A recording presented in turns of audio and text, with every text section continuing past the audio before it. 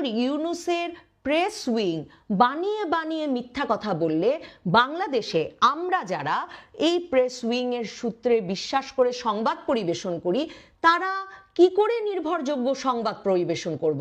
কেন একটি press wing মিথ্যা কথা বলবে একটি শীর্ষ বৈঠক সম্পর্কে? অন্তর্বর্তীকালীন সরকারের প্রধান উপদেষ্টা ডক্টর মোহাম্মদ ইউনূস কাতারের আল জাজিরার সঙ্গে এক সাক্ষাৎকার দিয়েছেন। আল জাজিরার সাংবাদিক তাকে প্রশ্ন করেছিলেন যে হানিমুন পিরিয়ড, মধুচন্দ্রিমা পিরিয়ড শেষ কিনা এই সরকারের? 8 মাস তো পেরিয়ে গেছে। তিনি বলেছেন যে তিনি মনে করেন না যে সে সময়ে শেষ হয়েছে বা জনগণ অস্থির হয়ে পড়েছে যে কখন অন্তর্বর্তীকালীন সরকার অন্য কারো কাছে ক্ষমতা হস্তান্তর করবে। Honeymoon period is over or not? বরং জনগণ নাকি মনে করছে যে অন্তর্বর্তীকালীন সরকারের থাকাই বাংলাদেশে একটা ভালো সমাধান।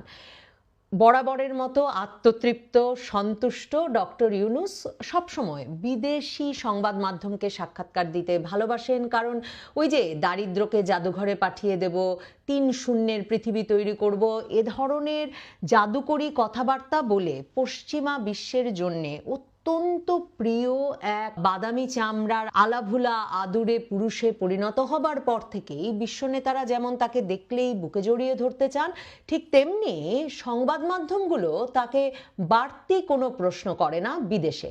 কাজেই সব দিক দিয়েই ডক্টর ইউনূসের জন্য বিদেশি সংবাদ মাধ্যমে সাক্ষাৎকার দেওয়ার বিষয়টি বরাবর ভীষণ লোভনীয় এবং প্রিয়। ডক্টর ইউনূস শুরুই করেছেন তার সাক্ষাৎকার, আল জাজিরার সাংবাদিক তাকে জিজ্ঞেস করেছেন যে আপনি তো একে স্বাধীনতা 2.0 বলছেন, নতুন বাংলাদেশ কিভাবে গড়ে তুলছেন? এ সংক্রান্ত এক প্রশ্নের জবাবে তিনি বলেছেন দুর্নীতিতে অন্যায়ে শেষ হয়ে যাচ্ছিল বাংলাদেশ, সকল প্রতিষ্ঠান ভেঙে পড়ছিল, কাজেই তারা একটা নতুন বাংলাদেশ গড়ছেন দুর্নীতিমুক্ত এবং নতুন করে প্রতিষ্ঠানগুলোকে গড়ে তুলছেন। Bangladesh came to a stage where corruptions and violations of all norms. আপনার কি মনে হয় আমি জানি না, আপনি কি সত্যি বিশ্বাস করেন যে বাংলাদেশের সংখ্যাগরিষ্ঠ মানুষ মনে করছেন যে বাংলাদেশ একটা দুর্নীতিমুক্ত নতুন রিস্টার্টের দিকে এগিয়ে যাচ্ছে? 2 উপদেষ্টার এপিএস শত শত কোটি টাকা সরিয়েছেন এমন খবর বেরিয়ে আসার পর এখন দুর্নীতি দমন কমিশন তাদের তদন্ত করছে, কিন্তু ডক্টর ইউনূস শুধুমাত্র এপিএস পদে ছাত্র সমন্বয়কদের বসিয়েছেন তাই নয়, উপদেষ্টা পদে তো বসিয়েছেনই, উপদেষ্টাদের মধ্যে একজন যেই এপিএসদের চাকরি গেছে তাদের মধ্যে একজন আবার ইউনূস কোটাতেও চাকরি পেয়েছেন, ডক্টর নূরজাহান বেগম, এবং তিনি রাশিয়া থেকে একজনকে উড়িয়ে এনেছিলেন যিনি নাকি কয়েক হাজার কোটি টাকা মেরে দিয়ে এখন রাশিয়া চলে গেছেন। তো ডক্টর ইউনূস বাংলাদেশের সকল দপ্তরে ছাত্র সমন্বয়কদের জন্য পদ সৃষ্টি করে চাঁদাবাজি মাসোহারা তোলার ব্যবস্থা করেছেন। বাংলাদেশে প্রতিষ্ঠান ধ্বংস হয়ে যাওয়াকে তিনি বলছেন যে তিনি এখন নতুন করে গড়ে তুলছেন, কিন্তু আমরা দেখছি যে শুধু রাজপথে গিয়ে পিটিয়ে পিটিয়ে তারা মানুষের ব্যবসা প্রতিষ্ঠান বাড়ি ভাঙা এখনো অব্যাহত রেখেছে তাই নয়, বরং সারা বাংলাদেশ থেকে খবর আসছে ভুক্তভোগীদের বরাতে যে এই বৈষম্য বিরোধী ছাত্র আন্দোলনের সমন্বয়কদের বিভিন্ন নেতাদেরকে সারা বাংলাদেশে মানুষের বাড়ি টেকাতে, ব্যবসা প্রতিষ্ঠান টেকাতে মাসোহারা দিয়ে জীবন কাটাতে হচ্ছে। এমন এক বাংলাদেশে সত্যি ডক্টর ইউনূস বিশ্বাস করেন যে তার সরকারকেই ভালো সমাধান মনে করছে বাংলাদেশের মানুষ? এ কথা ছেড়ে দিলাম। ডক্টর ইউনূস এই সাক্ষাৎকারে বলেছেন তিনি জাতিসংঘের সঙ্গে কথা বলছেন, তার সরকার ব্যাপক তৎপরতা চালাচ্ছে যাতে বাংলাদেশে থাকা লাখ লাখ শরণার্থীকে তাদের দেশে ফেরত পাঠানো যায় এবং সেখানে গিয়ে তারা তাদের জমিজমা বসতবাড়ি ফেরত পান। Rohingya issue with international organizations, United Nations, and also to make sure that ভীষণ মিথ্যা কথা। ডক্টর ইউনূস সরকার আলাপ শুরু করেছেন জাতিসংঘের পরামর্শের ভিত্তিতে আরাকান আর্মির সঙ্গে। আরাকান আর্মি এখন রাখাইন রাজ্যের নিয়ন্ত্রণে।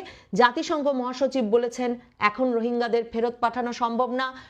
ডক্টর ইউনূসের রোহিঙ্গা শরণার্থী বিষয়ক উচ্চ প্রতিনিধি খলিলুর রহমান বলেছেন এখন রোহিঙ্গা শরণার্থীদের ফেরত পাঠানো সম্ভব না। রোহিঙ্গা শরণার্থী ফেরত পাঠানোর বাংলাদেশ সরকারের আলোচনা চলছিল, মিয়ানমার জানতে জান্তা সরকারের সঙ্গে। আর এখন ডক্টর ইউনূস সরকার একদিকে জাতিসংঘের পরামর্শে মানবিক করিডোর চালু করছে, আরেকদিকে মার্কিন যুক্তরাষ্ট্রের পরামর্শে আরাকান আর্মির সঙ্গে যুদ্ধে রসদ জোগাতে, যাতে তারা মিয়ানমারের জান্তা সরকারকে শায়েস্তা করতে পারে, সেই যুদ্ধের জন্য বেসামরিক রসদ পাঠানোর লাইন চালু করছে।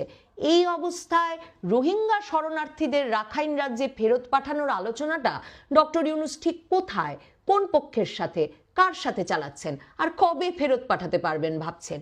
এই যে অবলীলাক্রমে মিথ্যা কথা বলছেন ডক্টর ইউনূস, তিনি এক কথা বলছেন, তার কর্মকর্তারা আরেক কথা বলছেন।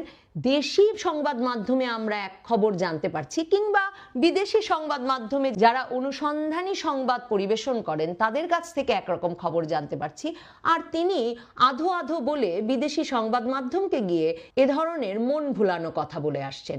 আল জাজিরার সাংবাদিক ডক্টর ইউনূসকে জিজ্ঞেস করেছিলেন যে শেখ হাসিনাকে ফেরত পাঠানো সম্পর্কে প্রধানমন্ত্রী মোদির সঙ্গে তার কি কথা হয়েছে।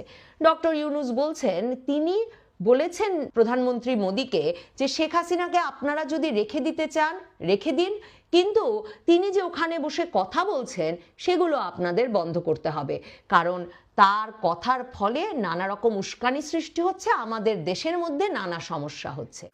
I had a discussion with Prime Minister Modi, and I made it very clear that, okay, if you want to keep her. তো আমরা এর আগে শুনেছি ডক্টর ইউনূসের প্রেস সচিবের বরাতে যে ডক্টর ইউনূস নাকি সরাসরি প্রধানমন্ত্রী মোদিকে বলেছেন যে শেখ হাসিনার প্রত্যর্পণের বিষয়ে যাতে ভারত সক্রিয় হয় এবং শেখ হাসিনাকে ফেরত পাঠাতে যাতে ভারত উদ্যোগী হয়। আমরা ডক্টর ইউনূসের প্রেস সচিবের কাছে শুনেছি যে শেখ হাসিনাকে ফেরত পাঠানোর বিষয়ে নাকি প্রধানমন্ত্রী মোদি নেতিবাচক ছিলেন না। ডক্টর ইউনূস আল জাজিরার সঙ্গে সাক্ষাৎকারে কি বলছেন? যখন তাকে জিজ্ঞেস করা হচ্ছে যে প্রধানমন্ত্রী মোদি কি বললেন, তিনি কথা বন্ধ করবেন শেখ হাসিনার, ডক্টর ইউনূস বলছেন প্রধানমন্ত্রী মোদি তাকে বলেছেন ভারতে সামাজিক যোগাযোগ মাধ্যম যে কেউ ব্যবহার করতে পারে, সামাজিক যোগাযোগ মাধ্যম স্বাধীন, কাজেই সামাজিক যোগাযোগ মাধ্যম ব্যবহারের উপরে আমরা কোনো শর্ত আরোপ করতে পারবো না। ডক্টর ইউনূসকে তখন আল জাজিরার সাংবাদিক জিজ্ঞেস করলেন, ভারত তো নানাভাবে মত প্রকাশের স্বাধীনতা স্টিফল করে, রুদ্ধ করে, সেই মোদি সরকার আপনাকে বলে দিল যে তারা কিচ্ছু করতে পারবে না শেখ হাসিনার কথা বন্ধের বিষয়ে? ডক্টর ইউনূস বললেন, না, তারা কিচ্ছু করতে পারবে না। কিন্তু প্রেস সচিব আমাদেরকে কি বলেছিলেন? প্রেস সচিব আমাদেরকে বলেছেন যে প্রধানমন্ত্রী মোদি নাকি ডক্টর ইউনূসকে বলেছেন যে আমরা জানি শেখ হাসিনা আপনার সঙ্গে কত খারাপ ব্যবহার করেছেন, কিন্তু আমরা সব সময় আপনার পক্ষেই ছিলাম, আমরা আপনাকে ভীষণ শ্রদ্ধা করি, ভীষণ সম্মান করি। ডক্টর ইউনূস তো এমন কোনো কথা বললেন না। ডক্টর ইউনূস এমনকি এটাও বলতে পারলেন না বিদেশি সংবাদ মাধ্যমের সামনে যে তিনি শেখ হাসিনাকে ফেরত চাওয়ার দাবি করতে পেরেছেন প্রধানমন্ত্রী মোদির সামনে। তাহলে প্রেস সচিব ডক্টর ইউনূসের প্রেস অফিস মিথ্যা কথা বলছে, ঠিক যেমনটা ভারতের পররাষ্ট্র দপ্তরের বিভিন্ন সূত্রে এবং ভারতীয় সংবাদ মাধ্যমে ওই বৈঠকের পর থেকে বলা হচ্ছিল যে বাংলাদেশের প্রেস সচিব মিথ্যা কথা বলেন। একটা দ্বিপাক্ষিক বৈঠকের পর, দ্বিপাক্ষিক শীর্ষ বৈঠকের পর ডক্টর ইউনূসের প্রেস উইং বানিয়ে বানিয়ে মিথ্যা কথা বললে বাংলাদেশে আমরা যারা এই প্রেস উইং এর সূত্রে বিশ্বাস করে সংবাদ পরিবেশন করি তারা কি করে নির্ভরযোগ্য সংবাদ পরিবেশন করব? কেন একটি প্রেস উইং মিথ্যা কথা বলবে একটি শীর্ষ বৈঠক সম্পর্কে? আমার জন্য এই মিথ্যার বেসাতির আরও ইন্টারেস্টিং, আরও কৌতূহলোদ্দীপক অংশ ছিল যখন ডক্টর ইউনূসকে প্রেসিডেন্ট ট্রাম্প প্রসঙ্গে প্রশ্ন করেন আল জাজিরার সাংবাদিক। আল জাজিরার সাংবাদিক সরাসরি তাকে জিজ্ঞেস করেন যে প্রেসিডেন্ট ট্রাম্প তো আপনার ওপর অসন্তুষ্ট, কারণ তিনি বলেন যে আপনি তাকে হারিয়ে দিতে টাকা ঢেলেছিলেন, কাজেই আপনার সঙ্গে প্রেসিডেন্ট ট্রাম্পের সম্পর্কটি কেমন থাকবে? খুবই লক্ষণীয় যেটি, ডক্টর ইউনূস সেই অভিযোগ অস্বীকার করেন না। অর্থাৎ হিলারি ক্লিন্টনের নির্বাচনী তহবিলে যে তিনি টাকা দিয়েছিলেন সেই অভিযোগ তিনি একেবারেই অস্বীকার করেন না, সে প্রসঙ্গে তিনি কোনো উত্তরই দেন না। প্রেসিডেন্ট ট্রাম্পের সঙ্গে আমাদের সম্পর্ক খুব উষ্ণ এবং ভালো আছে। We have good relations with the Trump administration. We have no problem. We work together. We look forward to build a relationship, strong relationship with the Trump administration. কিন্তু আপনারা নিশ্চয়ই জানেন যে নবনীতা চৌধুরীর বয়ানে যখন আমি জানুয়ারি মাসে ট্রাম্প আসলে ইউনূসের কি ভবিষ্যৎ এমন একটি বয়ান তৈরি করেছিলাম এবং যেখানে আমি অ্যাসোসিয়েটেড প্রেসের 2016 সালে হিলারি ক্লিন্টনের নির্বাচনের ঠিক আগে আগে করা একটি সারা বিশ্বে আলোড়ন তোলা অনুসন্ধানী প্রতিবেদন